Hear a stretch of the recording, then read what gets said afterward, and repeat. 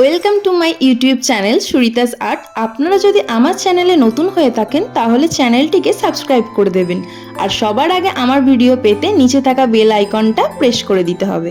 আজ বানাচ্ছি mini food plate, সবার প্রিয় খাবার। একটু গেস করে বলো তো।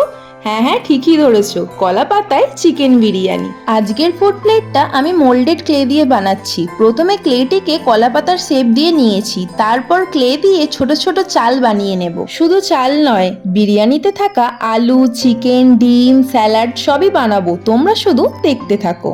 চাল বানানো প্রায় শেষের দিকে। এরপর বিরিয়ানিতে থাকা স্যালাড বানিয়ে নেব। স্যালাডে যা থাকে পেঁয়াজ, শসা, সেইগুলোরই শেপ দেব।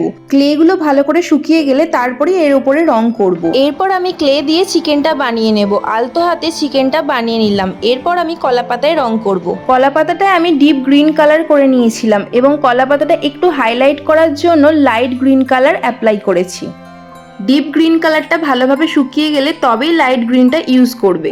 এরপর আমি বিরিয়ানির চালগুলো কালার করে নেব। কিছু চাল আমি হোয়াইট কালার করছি এবং কিছু চাল আমি পরে ইয়েলো কালার করব। চালটা ভালোভাবে কালার হয়ে যাওয়ার পর চালটাকে আমি কিছুক্ষণ রেখে দিয়েছিলাম এমনি হাওয়াতে শুকোনোর জন্য। তারপর আমি ডিমটা ভালোভাবে কালার করে নেব, সেটাকেও শুকোনোর জন্য কিছুক্ষণ টাইম দেব। এরপর আমি আবার কিছু চাল নিয়ে সেটাকে ইয়েলো কালার করে নেব। তারপর সরাসরি চলে যাব বিরিয়ানির আলুর দিকে। বিরিয়ানিতে আলু না থাকলে ভালো লাগে বলো? তাই আলুটা মাস্ট। আলুটাতে আমি ক্যামেলের ইয়েলো অকার কালারটা ইউজ করেছি এবং চিকেনটাতেও ঠিক সেই একই কালার অ্যাপ্লাই করেছি এবং সেটা ভালোভাবে শুকিয়ে যাওয়ার পর আমি ডিপ ব্রাউন কালারটা চিকেনে অ্যাপ্লাই করেছি।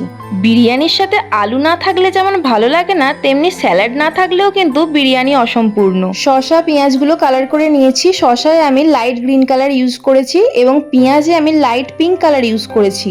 তারপর সেগুলোকে হাইলাইট করে দেওয়ার জন্য ডিপ কালার অ্যাপ্লাই করেছি। আমার বিরিয়ানি প্রায় রেডি। এবার আমি সেটাকে কলা পাতায় সুন্দর করে সাজিয়ে নেব। আর বিরিয়ানিটাকে সুন্দর করে সাজানোর জন্য প্রথমেই লাগবে ফেভিকল। তারপর আমি একটু একটু করে ভাত দিয়ে সাজিয়ে নিলাম। তারপর আলু দিলাম, চিকেন দিলাম, এবার দিলাম স্যালাড। স্যালাডের মধ্যে রয়েছে 2 টুকরো শসা এবং 1 টুকরো পেঁয়াজ। শেষে ডিমটাকে পাতে দিয়ে এবার তোমাদের সামনে সার্ভ করব। দেখো তো আমার বিরিয়ানিটা ঠিক কেমন হয়েছে। তোমাদের কেমন লাগলো অবশ্যই জানিও। ভালো লাগলে লাইক, কমেন্ট, শেয়ার, সাবস্ক্রাইব করতে ভুলো না। দেখা হচ্ছে নেক্সট ভিডিওতে।